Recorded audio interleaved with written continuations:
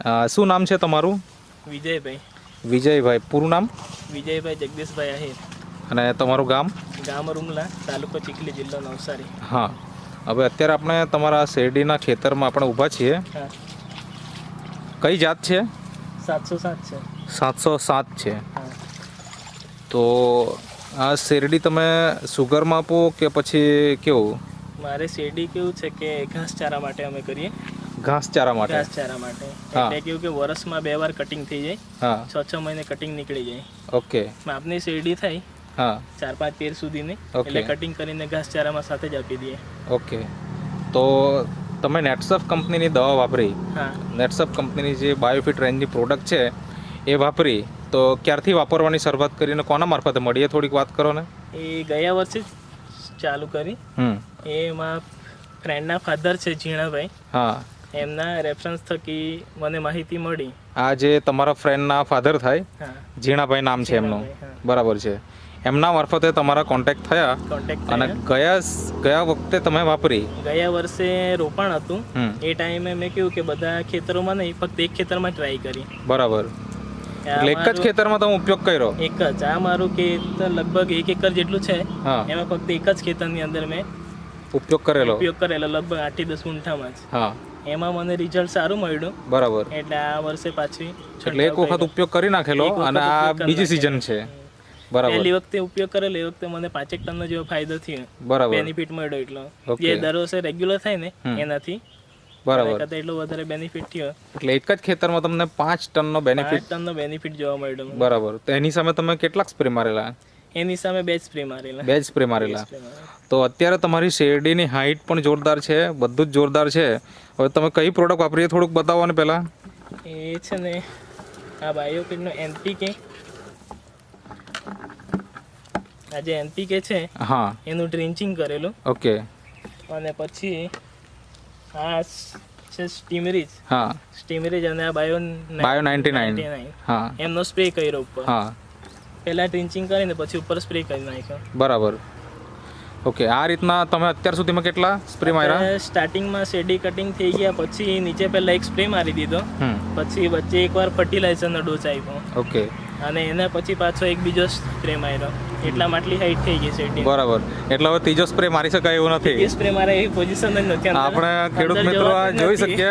જગદીશભાઈ, અંદર જઈને બતાવો ને, મતલબ અંદર જગ્યા હાઈટ એની એટલી થઈ ગઈ છે કે હવે અંદર ઘૂસાવી પોઝિશન નથી.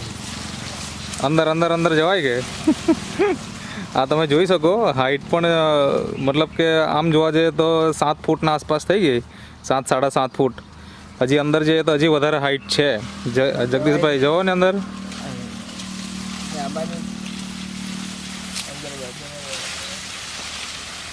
આ 2 જ સ્પ્રેનો કમાલ છે. બરાબર છે. આ ખેડૂતભાઈ પણ અંદર ગયા છે અને તમે જોઈ શકો, મતલબ એટલે એ લોકો ત્રીજો સ્પ્રે અત્યારે મારી શકવાના નથી. બરાબર ને?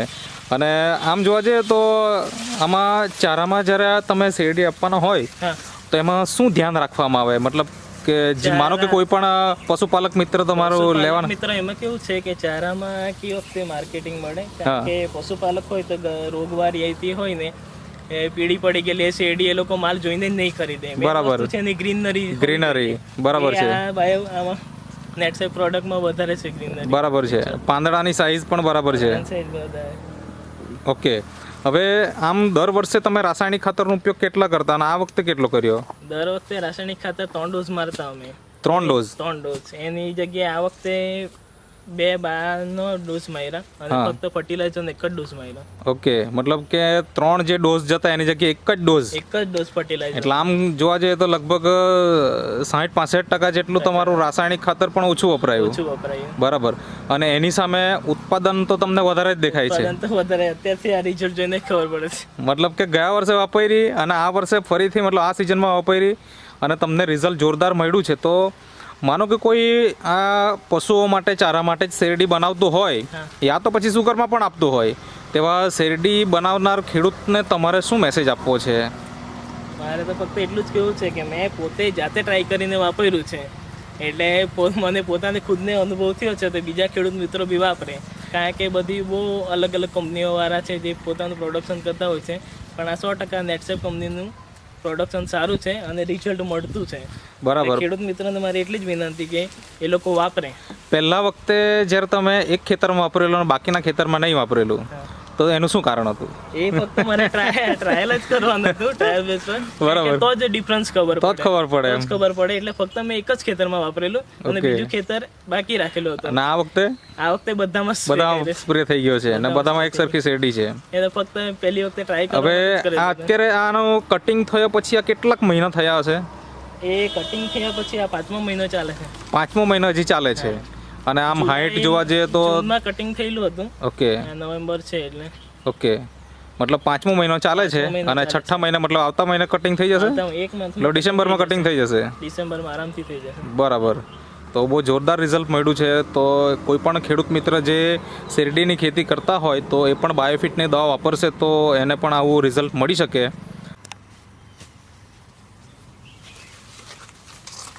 ખેડૂત મિત્રો તમે જોઈ શકો આ શેરડીના પાન છે.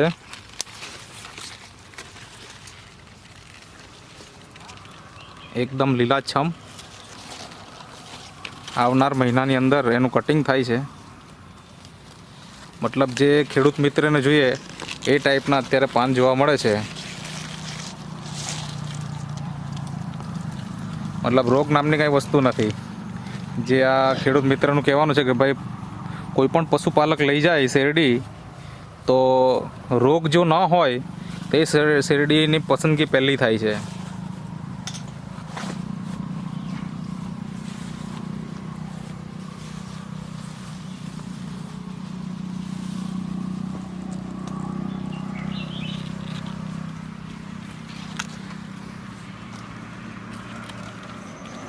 મતલબ બધી જ જગ્યાએ એક સરખું રિઝલ્ટ છે અને નીચેથી ફૂટ પણ સારી છે. ખેતરમાં પાણી મૂકેલું છે, જઈ શકાય એમ નથી અત્યારે, પણ અહીંયા એક બીજા 2 છોડ છે. આનું શું છે જરાક વિજયભાઈ તમે જરાક વાત કરો. આ એ જ જાત છે ને? હા, એ જ જાત છે. એ 2 છોડ કેવા એ વખતે રોપણ કરતા હતા ને એ વખતે અહીં એક ટુકડો રહી ગયેલો. ઓકે. એમાંથી જ ફક્ત આટલી થઈ ગઈ છે.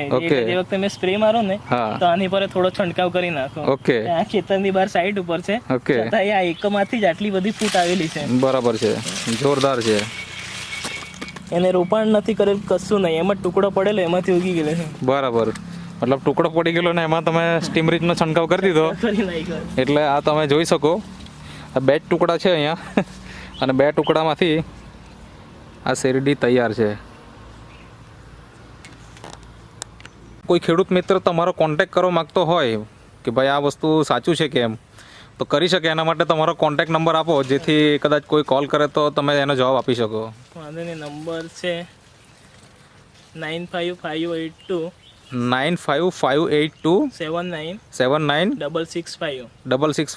વિજય આહિર નામ. વિજયભાઈ આહિર. ઓકે. અને તમને આપનાર વ્યક્તિ ઝીણાભાઈ. તમારો કોન્ટેક્ટ નંબર આપો જેથી કોઈ તમારો પણ કોન્ટેક્ટ કરવો હોય તો કરી શકે. મારું નામ ઝીણાભાઈ સંદીભાઈ ગાયકવાડ. હા. ગામ વાસિયાતળાવ. હા. તાલુકો વાંસદા, જિલ્લો નવસારી. હા. મારો મોબાઈલ નંબર છે 95740 95740 42796. ઓકે. તો વિજયભાઈ તમે જે ઇન્ટ્રો આપ્યો તે બદલ તમારો ખૂબ ખૂબ આભાર. Thank you.